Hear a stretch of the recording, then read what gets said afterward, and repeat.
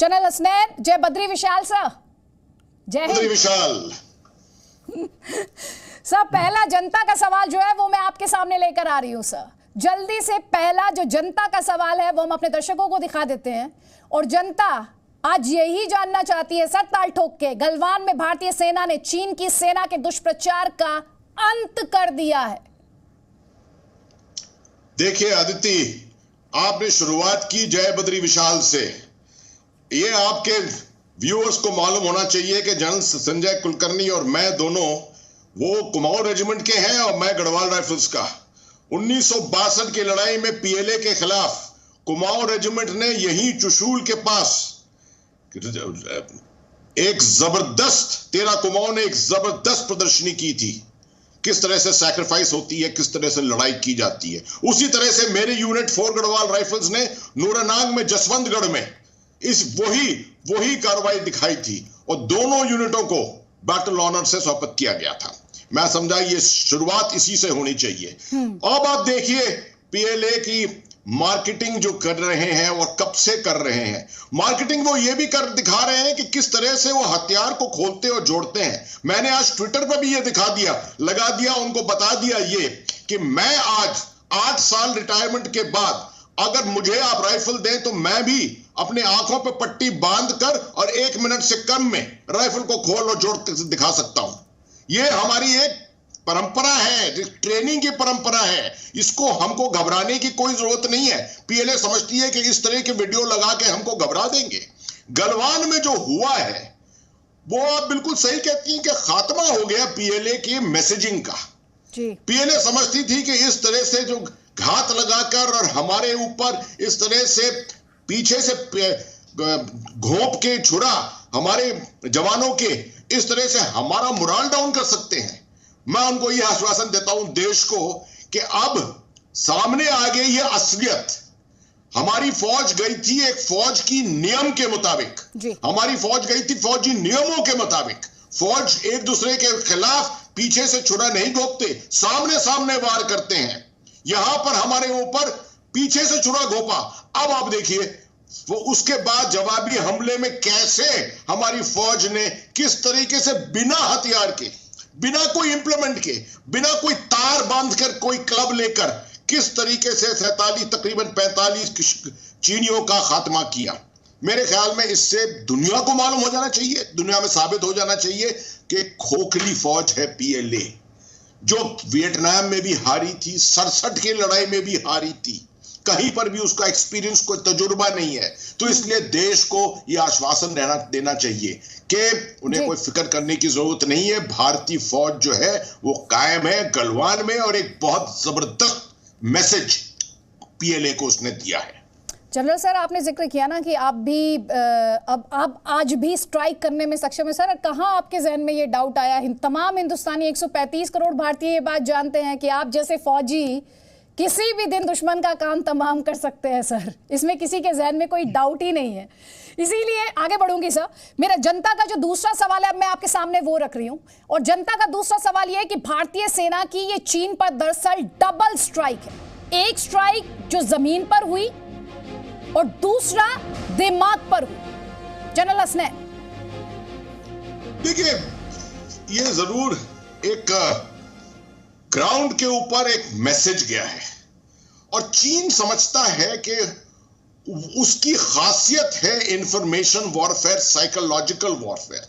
मैंने पहले भी आपके प्रोग्राम पर बताया है कि ये 2003 से चीन ने ये अपनाई है एक स्ट्रैटेजी को, 3 स्ट्रैटेजी कहते हैं। उसमें खासतौर पे साइबर और साइकोलॉजिकल वॉरफेयर बहुत अहमियत रखता है और वो समझते हैं कि इस तरह की कार्रवाइयों से वो हमारे ऊपर मानसिक तौर पे, हमारी पॉपुलेशन के ऊपर, जनता के ऊपर और हमारी फौज के ऊपर एक असर डालेंगे, जिससे कि जब लड़ाई के में अंदर हम आमने सामने आएंगे तो हम चीन को समझेंगे, चीनी सिपाही को समझेंगे, पीएलए को समझेंगे कि वो 10 फुट लंबे हैं।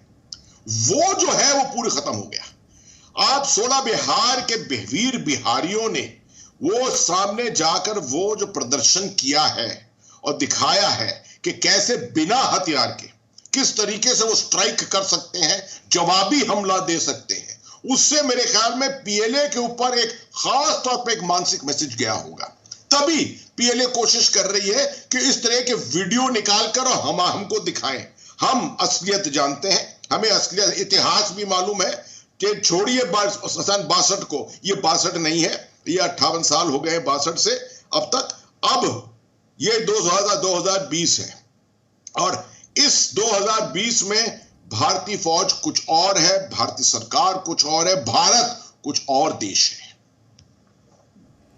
आप जो बातें बता रहे हैं ना सर, जो आपके इंसाइट्स हैं, वो हमारे दर्शकों को इस पूरी तस्वीर को समझने में, कल हम अपने दर्शकों को ये वर्ल्ड एक्सक्लूसिव जानकारी दे रहे थे कि कैसे भारतीय सेना ने पीएलए के 45 से 50 सैनिक मारे हैं, किस अंदाज में मारा है, और आज जो मैसेज गया है हमारी इस खबर से, हम उस पर चर्चा कर रहे हैं। जनरल सैयद अता हसनैन, लेफ्टिनेंट जनरल संजय कुलकर्णी, दोनों ही हमारे साथ लगातार बने हैं। जनता का जो अगला सवाल है हसनैन साहब, वो अब हम अपने स्क्रीन पर लेकर आ रहे हैं, और अगला सवाल यही है कि खतरनाक और ताकतवर तो पीएलए अब बातचीत पर क्यों आ गई है सर?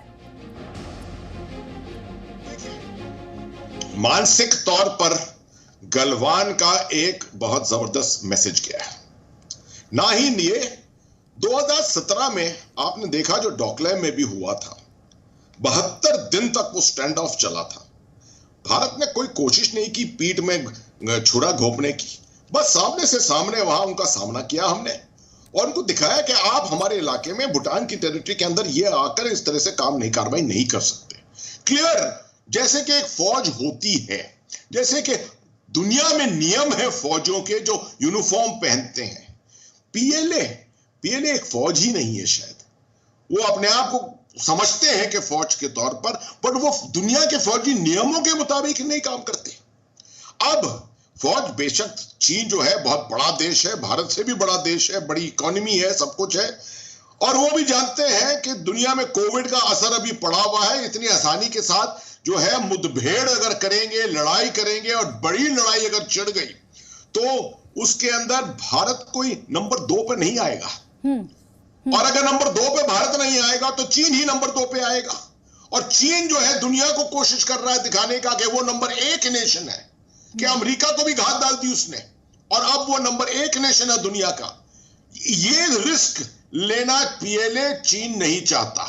कहीं ये ना हो गया कि भारतीय फौज ने पूरा पलट दिया, उनका पलट दिया और वो एकदम से दुनिया में दिखाए गए कि वो एक नंबर 2 पावर है भारत के बनिस्बत। जनरल हसनैन, एक सवाल ये भी है, और ये सवाल हमें बीते 5 दिन से, या मुझे कहना चाहिए 16 तारीख से ही बार बार जनता ने भेजा है, और हर कोई आप जैसे एक्सपर्ट से ही समझना चाहता है कि चीन मारे गए सैनिकों का नंबर क्यों नहीं बता रहा है, उस पर मौन क्यों है?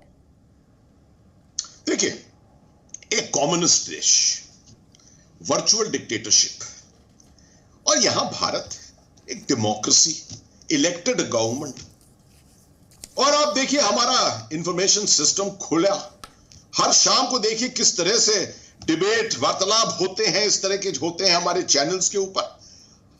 चीन में क्या होता है कभी? ये चीन में तो बैंड है, ट्विटर भी बैंड है, फेसबुक भी बैंड है, गूगल तक तकरीबन बैंड है। तो किस तरह की सोसाइटी है वो? उस सोसाइटी के अंदर क्या चीनी गवर्नमेंट, पीएलए की लीडरशिप, जी जिनपिंग जो अपने आप को जिंदगी के लिए प्रेसिडेंट बनाकर बैठे हुए हैं, क्या वो चाहते हैं कि पब्लिक देखे कि पीएलए के साथ क्या हशर हुआ है? अगर पब्लिक के सामने ये रखा तो उनकी कॉन्फिडेंस पब्लिक की क्या होगी? मैं आज शामी को अभी थोड़ी देर पहले देख रहा था ट्विटर पे कि किस तरह से एक वहां पर जो उनका ट्विटर का सिस्टम है उसके ऊपर उन्होंने किसी ने एक सोशल मीडिया मैसेज लगाया है कि देखिए भारत ने किस तरह से अपने जवानों के लिए, अपने सैक्रिफाइस करे हुए जवानों के लिए कैसे नेशनल सर्विस की है, किस तरीके से हर जगह उनको सम्मान दिया है। क्या चीन के अंदर किसी तरह से सम्मान दिया है उनके जवानों को जो मारे गए हैं?